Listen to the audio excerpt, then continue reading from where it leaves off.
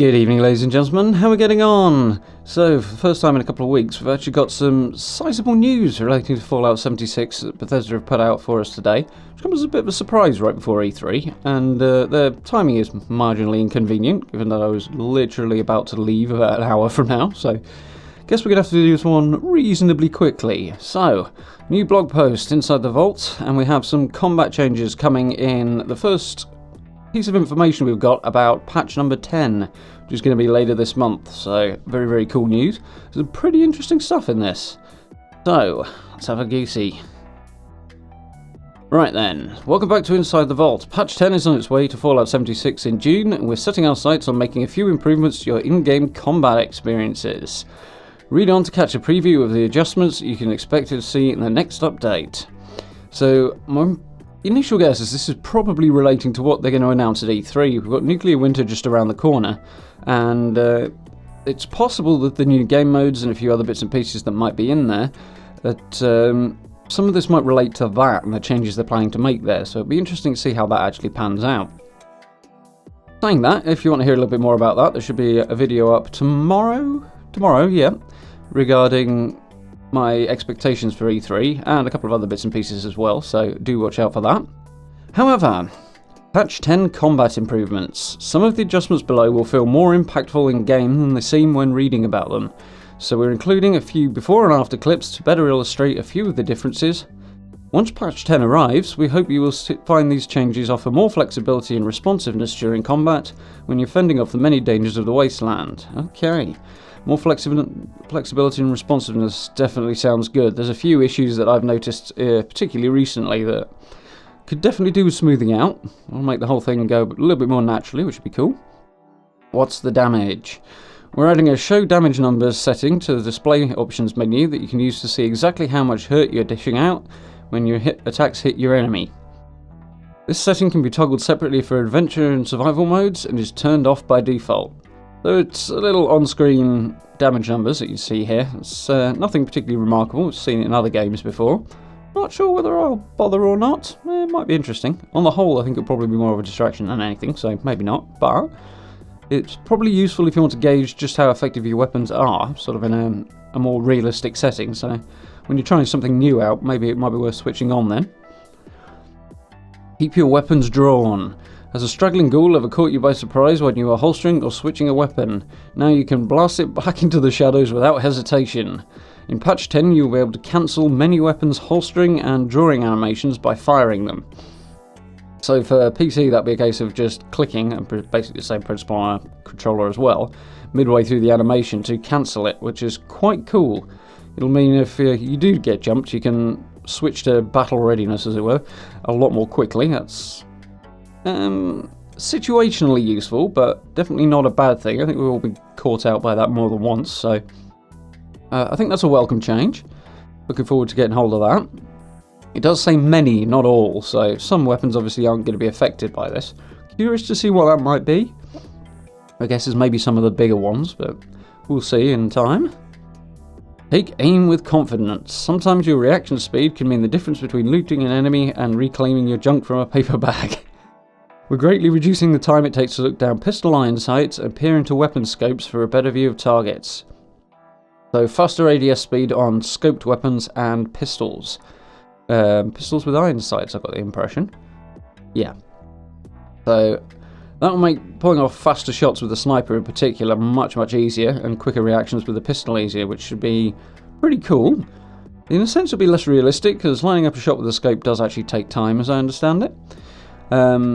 But it'll sort of bring an element of quick scoping in, which makes me think it might have something to do with some of the updates that are coming with Nuclear Winter, or might be coming with Nuclear Winter, but as I say, keep your eyes open for tomorrow's video for more details on that.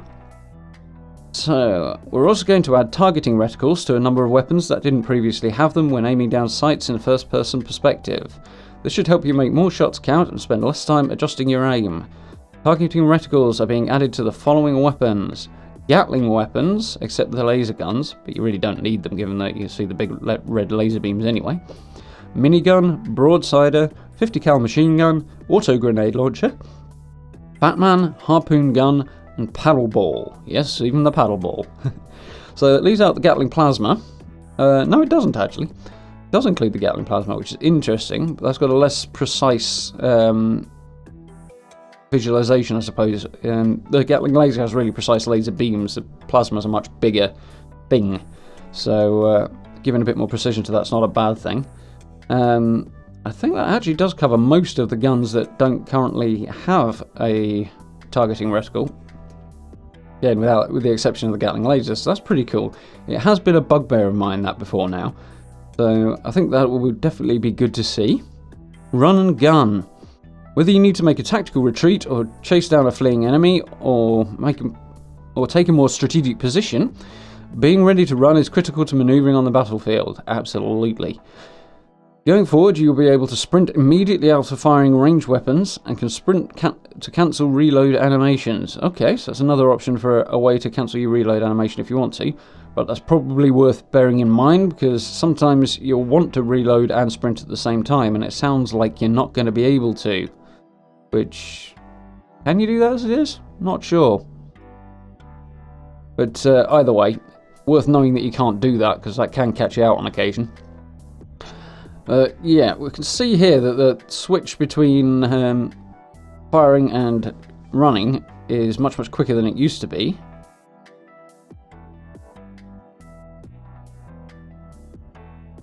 Honestly, saying that, I'm not actually sure which one's the before and which one's the after. It's kind of peering at this a bit more.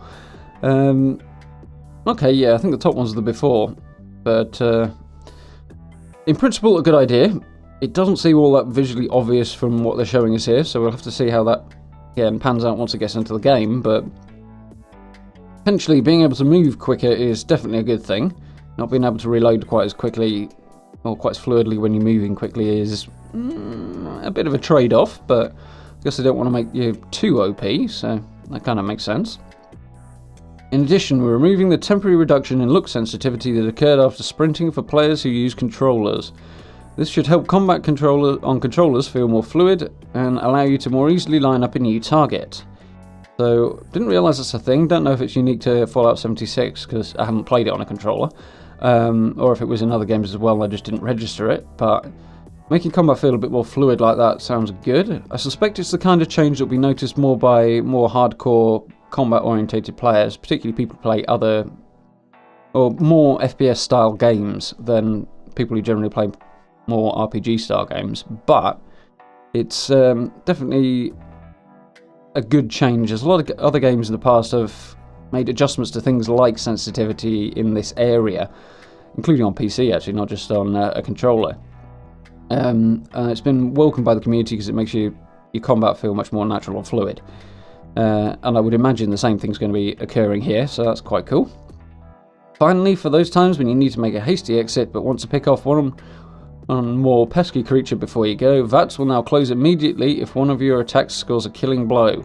So the kill animation afterwards is basically gone, and you'll be out of VATS much more quickly and able to make a tactical decision, tactical change, without having VATS holding you up, which is a good thing, I think, particularly if some of the things I suspect about what's coming up over the E3 weekend and what they're going to release soon are accurate, which this is actually making me think maybe they are more than I perhaps did in that video. So again, you're just going to have to watch out for that one. That one's coming tomorrow. But it should make combat that bit more fluid and basically stop you having your foot nailed to the ground for a few seconds before you can move after you've used VATS. Saying that, if my suspicions are true, then I'm going to be even more anti-VATS than I used to be. But we'll see. It'll be something to talk about after E3, I think that. And last but not least, fine-tuning your view. Thanks to the feedback we've received from many of you in the Fallout 76 community, we're adding a couple of new settings to the game options menu that will help you better customize how you view the world. Firstly, we're implementing support that will allow you to invert X-axis input. I know some people are into that. I am not one of them. Next, whether you play with a controller or a mouse, you will now be able to adjust your horizontal and vertical look sensitivity settings independently from one another. Okay, so this has been an issue in other games before now, I've noticed. PUBG, quite famously, people found out a while back now that look sensitivity with a mouse for vertical and horizontal were not the same. and they were fixing that position, and a big uproar caused PUBG to change that so that you can manually adjust it and then eventually set the defaults to being the same, which took a little bit of adjusting to because I did it myself. But it does allow you to have more natural control and more precision on your aiming. So again, what I'm saying in tomorrow's video, sorry, I'm not being that informative here, am I? Oh well, you'll know what I mean tomorrow. But yeah, I think that's going to be particularly relevant to some of the updates, if the rumours are true. So, we hope you've enjoyed the sneak peek at our next update for Fallout 76. Keep your eye out on Fallout.com to catch more details about Patch 10 as soon as they're announced. So over the next few weeks, we'll have a few more of these, which I'm very happy about, because I felt it's been a bit of a dry spell for news about the game. Kind of inevitable, we are between the two big content updates, so it is what it is, but there we go. So, thank you very much for watching, ladies and gents. Do hope you found that useful and informative. Do keep an eye out for tomorrow's video as well. We've got some speculation on what to see, what I think we're going to see at E3 in a number of areas, and a little bit of talk about something else as well. Do catch up with me on social media if you haven't already. You see links popping up on screen about now and down in the description as well. Do stop in on one of the live streams. Should be picking those up again on Wednesday next week. Looking forward to playing more of Fallout. Can't wait to get back into it. And if you haven't already, do hit those buttons. It's very much appreciated. And if you really like what we're doing here, then please do consider hitting that join button as well. It's hugely appreciated. So thank you very much, guys, and I will be speaking to you all very, very soon.